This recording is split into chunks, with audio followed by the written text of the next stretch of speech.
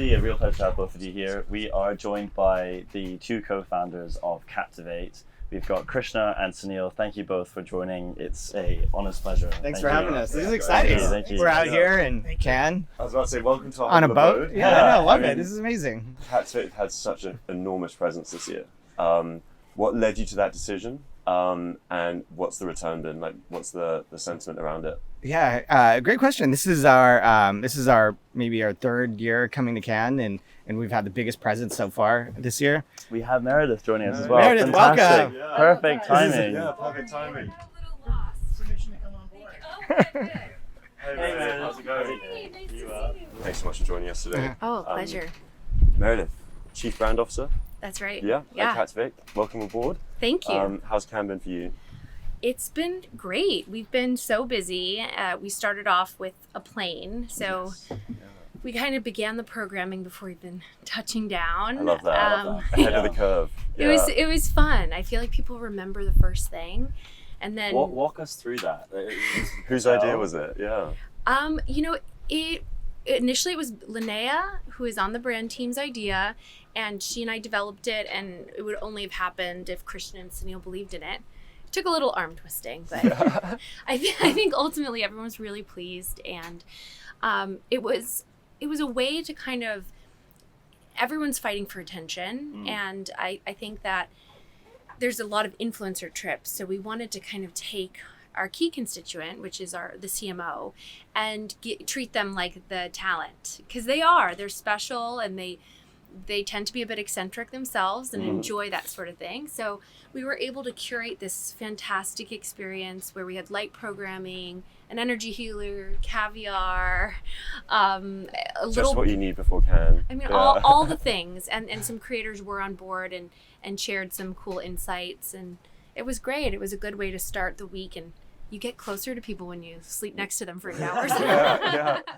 That's a great way to get people. Quite literally. Yeah. And last night, obviously, we went to your fantastic party up in the hills. Best view I've seen in Cannes so far. And it's our last day. I think the energy was just perfect. You had an incredible guest list. How did that go for you, and who are the highlights of the night?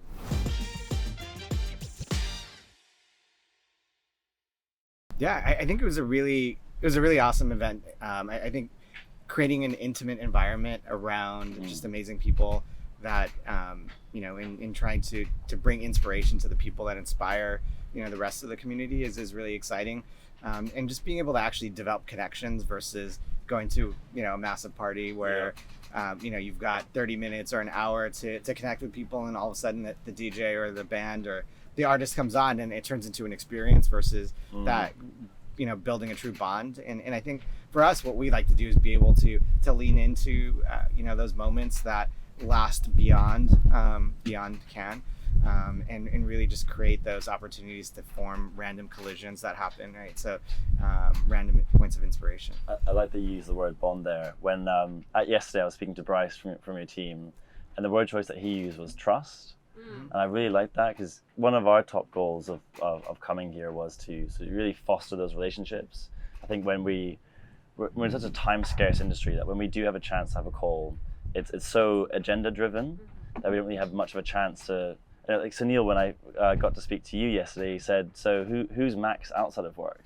Oh God! Good question. If you'd That's asked a that big question. question on the call, I would have been like, "This is amazing," but crap, maybe we're not going to get to like. We're going to need the a little topic more we need to talk time. about. Yeah.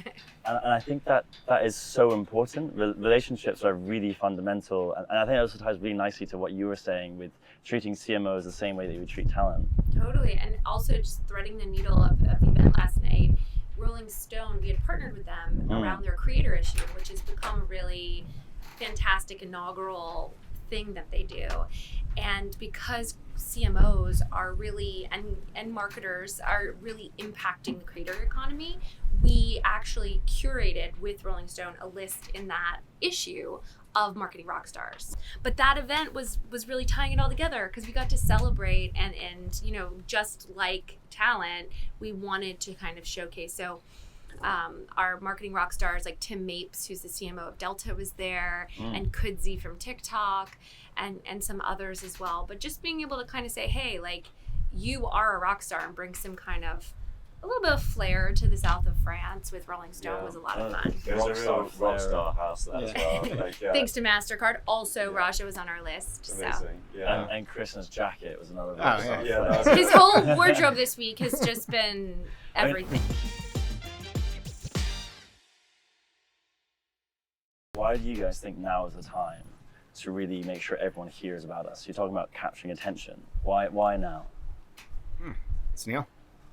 Why did you do this? No, I think, look, I think when you think about where influencer marketing is in its life cycle, it is something that has now become a need to have and not a nice to have. And so every single CMO, the smartest marketers in the world, are trying to figure out how they are driving that audience stickiness, and influencer marketing is the only way to do it. And so, being here, being at this venue, and being able to showcase that at the highest levels with folks that are making that decision, that's really what drove us to start showing up in a much bigger way. Yeah, I kind of feel like this was the Super Bowl for influencer marketing. Yeah, super cool. I like that. Yeah, and like, a lot of brands that are consumer facing, I've heard them sort of say, well, I'm like, look, there were lots of activations, but some of them are like, I'm trying to figure out like what we could do, and I think they struggle sometimes because the sort of other fellow brands are not necessarily their audience. But for us, this is a wonderful place to kind of showcase why we're special and who we are, and get in front of the people that we really that drive our business. So I think it was a great time to storytell and be a bit loud and noisy, and we've been very pleased with it. Yeah, I think it's actually really interesting when you think about creators and what creators do to their audiences. Now more than ever, right? Brands and CMOs are also looking at creators to help up level their own marketing teams, right? And figure out how do we educate our team to, their respective teams to become smarter and be more forward thinking, stay on top of the trends. Instead of just hiring a marketing associate who will, maybe do a lot of research on it, why not go to the brains and the people that are actually doing it and bring that in-house? And I think we're seeing more and more of that happen. So it's not just from an outward facing perspective, talk about my brand, but educate my team as well. You've been part of that evolution from when we first sort of entered the influence marketing space, like pre-2015 even. It was more just sort of big time celebrities, and then slowly making sense of, actually micro-influencers have a really engaged community. And then we've went through 5 years of sort of professionalizing that whole sort of power dynamic within that. How have we come from there to a space where we now actually really want to pull them in and help them, or not necessarily help them, get them to help us to drive our creative? What has that story and that journey been like?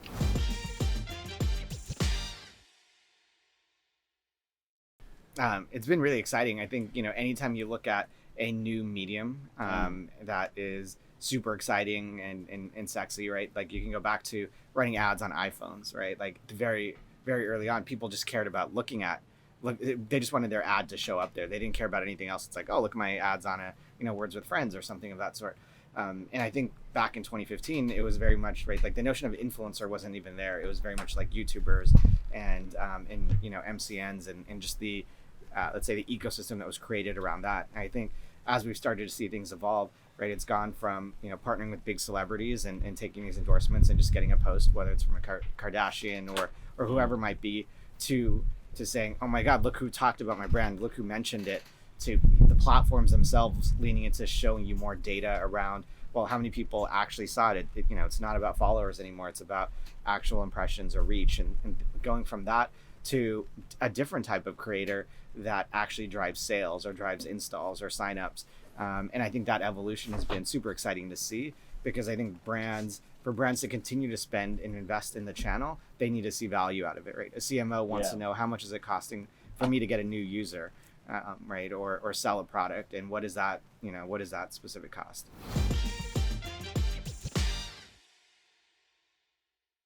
So we were talking about the evolution of dynamics with creators, but another thing that we've seen in that evolution also is the budgets that have changed. Flashback to 2015, if you get a 10K campaign, you'd be quite excited. Now we're sort of more competing for 10 million in terms of budget, and we're talking about how can we convince brands to allocate 50 million towards influencer marketing.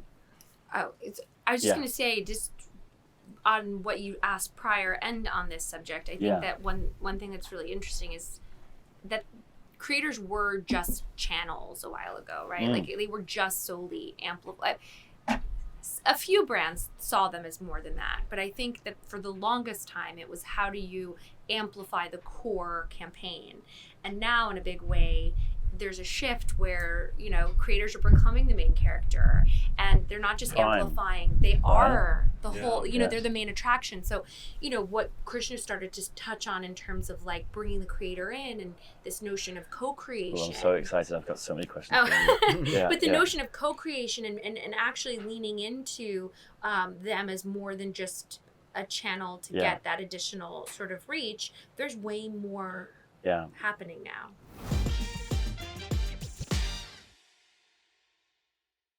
I'm going to drop a thought, and I'd love you to expand your thoughts on this. So you can often describe a business as the entity of its people, right? The people really much drive the business. You could have a business where you're turning over, let's say, $150,000 per full-time employee, and that's okay, healthy business. But if you want to be among the top performing businesses, you want to be a business that's driving $700K plus per employee. Moving that aside, I guess the keynote to take there is that a business is a group of people that are driving it forward. I think something that we're seeing now is that embedding creators into sort of the business itself, we're almost seeing that it's not even just creators, it's actually their community, and it's helping sort of really become part of culture, but allowing that to drive where businesses go. Do you think we're at a point where we can almost say communities are businesses, or like within that journey, where are we, and what are your thoughts on that? Sure. Yeah, I'll kick it off either way. I think we probably all come at it from different angles and excitement, right? We were at a meeting earlier today, and we were sort of talking about two buckets, right? One is audience creation, and then audience, monetization, right? And this is at, like, let's say, like the highest levels.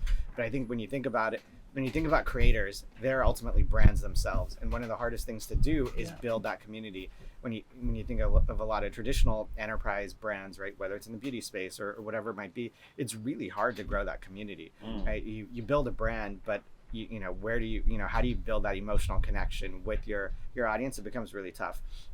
I mean, we see a lot of creators that go out and build their community first and then build the brand on top of that, or build a product on top of that. And you could sort of argue, is one harder than the other, right? But it's really hard to build an extremely loyal community, and I think we're going to see more and more of that happen. Yeah, when you think of like starting a company, a big thing that people think about is product market fit. Yeah, and almost the perfect version of product market fit, or validating it, is if you go into a market where the pain is so strong that even a terrible product is amazing. And so that would almost suggest that actually the market is the most important. In other words, the community is the most important. So if you have that chicken or egg problem, what's the brand, what's the product? I think it's interesting that we might be actually evolving to realizing that we need to have that kind of philosophy when it comes to building a brand or a product. Is let's start with the community first, and from that understand what are their pains, what are their interests, and how can we serve that? I mean, I think that's great. But I think it's also hard to do, right? So I don't think everyone's always going to be able to do that. Yeah. One example that I can talk to is this beauty brand called Live Tinted. The founder, Deepika, she essentially created this community around folks with tinted color skin, and it was just a discussion area to talk about different ideas or talk about trends that they were seeing. Be support group for people, things of that sort. And then started launching products on top of that. And I think that became, really exciting, because now you have this community that's really engaged, they're really passionate, they're emotionally connected, and now you have something for them that they've bought into, that they've perhaps helped build, help sort of formulate, and I think that becomes really exciting. What challenges do you see when you've got a brand that seems to have a clear stance on, like, this is who we are, this is what we represent, this is our purpose?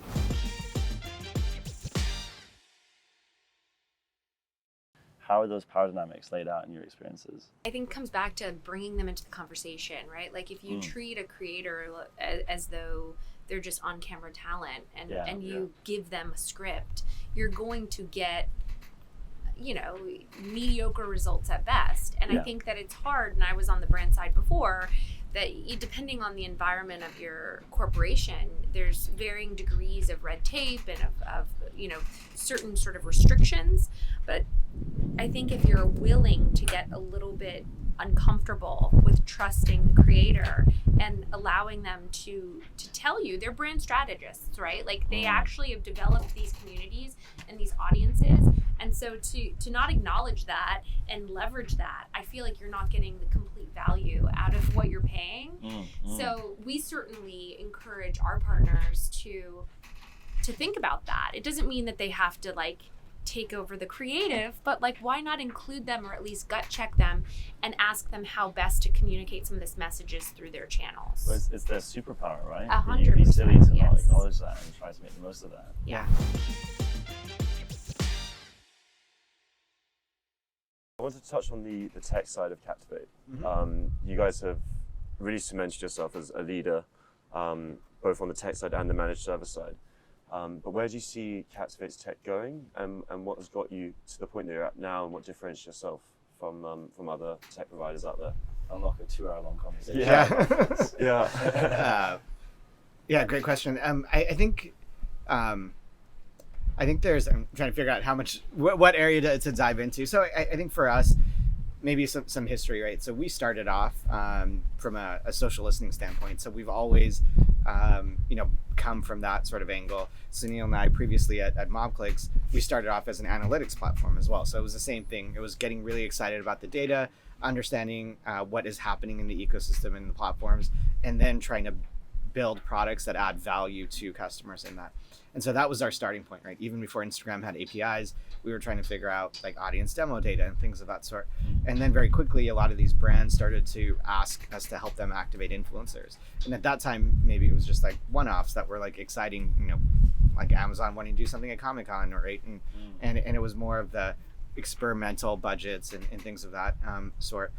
And I think we love building technology, right? And that's like sort of the core to everything that we do. And so as we've started to see more and more demand come into play, we started to build out products and solutions that were solving real needs of our team as well as our customers.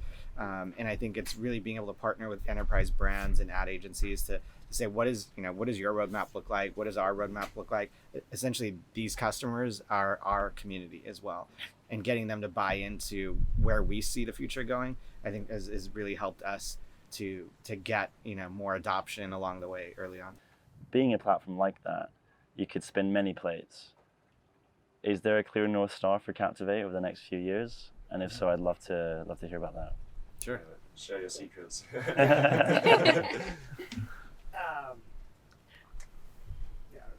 Sure.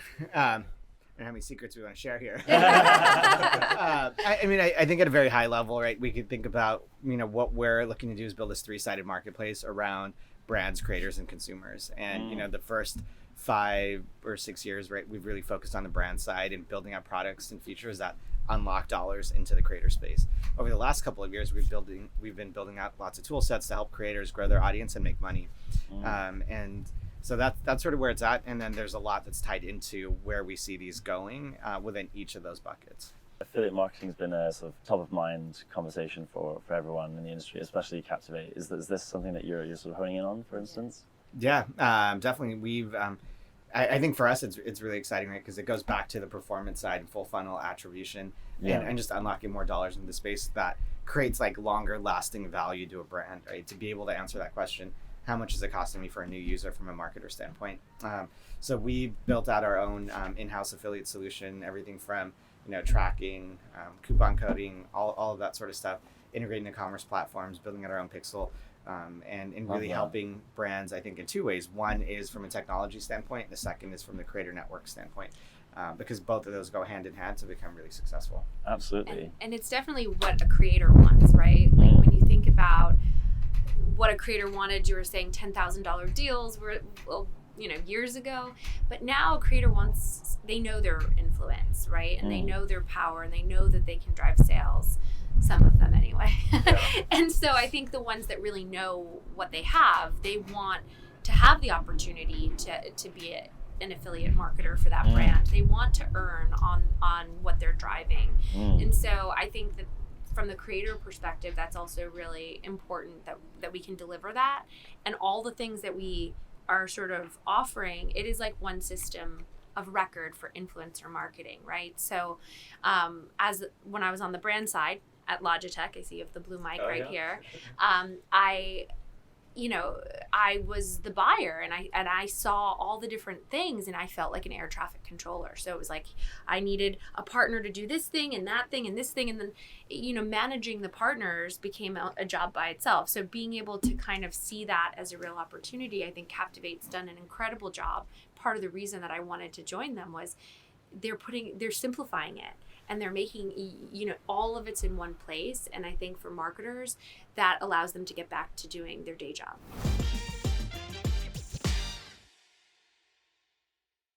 Yeah, no, I think understanding the media mix model is super important. Yeah. But I also think it's really important if you think about like what you guys are doing, right? At ThisThat's, because measurement is one of the biggest missing pieces or opportunities here to unlock more dollars, right? Whether it's like a direct conversion, like a pixel and looking at sales, maybe that's like the ultimate, but what are all the other things that are needed, right? Like how do you look at like brand lift, brand sentiment, purchase intent, all of those things, and being able to have someone that really understands the creator space.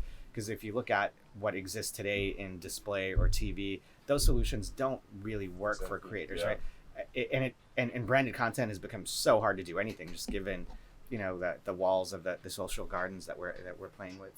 So yeah, I think we need to do more around things that you guys are working on, and understanding that, and then being able to compare, let's say, $1 spent on influencer versus $1 spent on TV versus $1 spent on media, and how does that dollar compare, right? Like if someone can come up with that, then it becomes a really great story for someone to roll up to the CMO. Exactly. That's our job. Our job is to create the metrics that can be comprehended by the CMOs and the CFOs around the world. Yeah. But you're right, there's been so many players that have created solutions for other channels that don't apply to influencers. I think Max and I are really proud to say that what we built has been built specifically for influencer.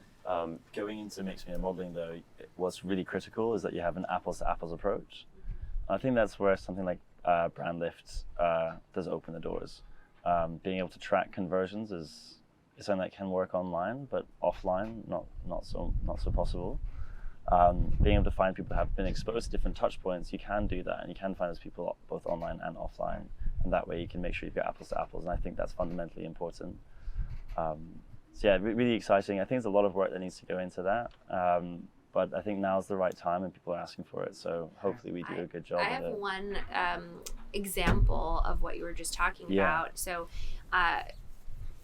my former company, there was an ad campaign that was running on television and out of home, and it had, I believe, 2 billion impressions.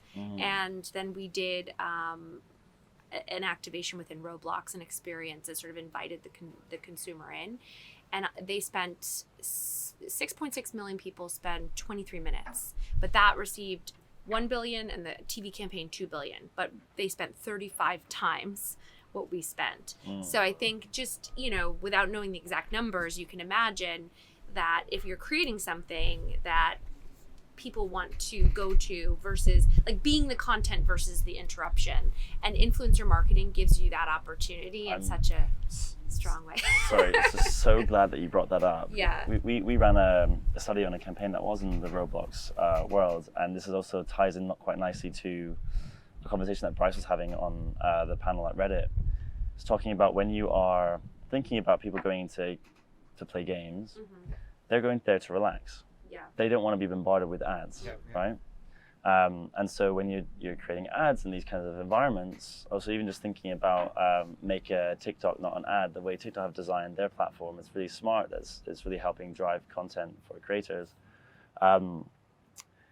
What I liked in this study is we saw that 75% of the creators' audiences were actually people that actively played Roblox.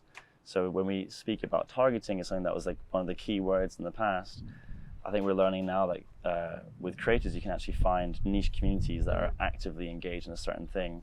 So not only were their audience relevant, but also half of their audience actually went into the activation of that brand had in this Roblox world, and so they had a good time. So to show that they managed to convince half of their audience to go there and do that, but also an extra 75% of the audience said that they were really keen to try it out. I think that goes really far to show how creators can be relevant. It's their community, they're choosing to engage with that. I think that goes a long way to say, you're saying it was 25, 35 times more impactful. 35 times more expensive, and it was, you know, it was just about, you know, very close to the same and we're just talking about impressions, reach there, right? But if you think about the sentiment that was attached to that as well, it's probably more than 100, more than 1,000 times more effective, because the sentiment, I bet you, with the creators was aligned with their audience. Totally. Yeah. Right? I think that's super, super exciting for our space, and that's kind of the role that we see ourselves being somewhat responsible for, trying to help out with the way in which we do our measurement, is trying to reflect the true power that influencers have and their communities have as well.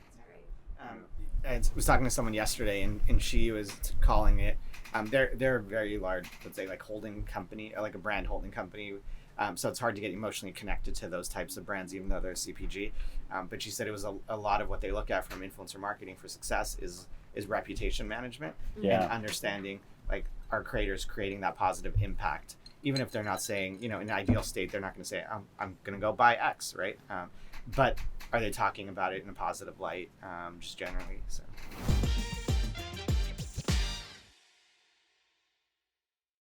Before we wrap it up, any final words you'd like to say about Cannes, or anything that you're really excited for over the next year? We're really excited about what ThisThat's is doing. That's awesome. That's the perfect answer. I'm glad you accepted our bribe before this. Hey, I didn't get mine yet. Yours in the post. But you guys have been great partners, and like we're great and huge fans of what you guys are doing. Oh, Thanks likewise, so much. likewise. Guys, honestly, the team's interactions with Captiv8 have been nothing short of perfect. Like, we're such big fans of you, and hats off for becoming such a big player in the space. I'm super excited for this year and next. Thanks. Yeah, no, appreciate it. Likewise to you guys as well. Thank you. Thank you. And what a great setup you Yeah, have. and I'm glad it didn't torrentially rain. I know.